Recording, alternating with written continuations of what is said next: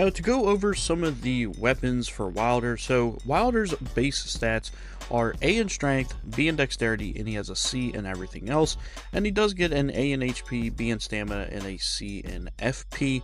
So you're going to get more health than stamina. And like I said, with the strength and dexterity boost, then he can pretty much use almost any type of melee weapon. But I'm going to show you guys which one complements him the most. And there's actually quite a few.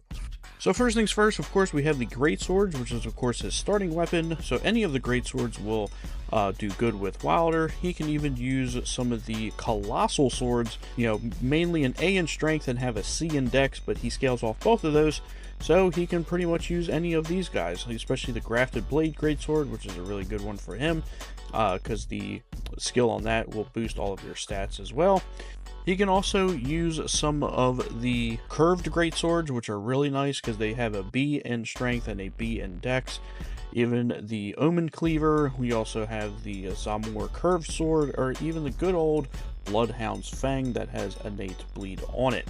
Even the cursed Margot sword, which is really good, has C in strength, C in dex, but a little bit of arcane because it is a bleed weapon. He can even use some of the regular axes. Again, these have a B in strength and C in dex, except for the Ripple Blade, which only scales off of arcane, has an S in arcane.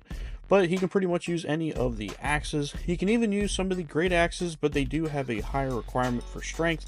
So of course Raider would benefit off the great axes, but he can still use these.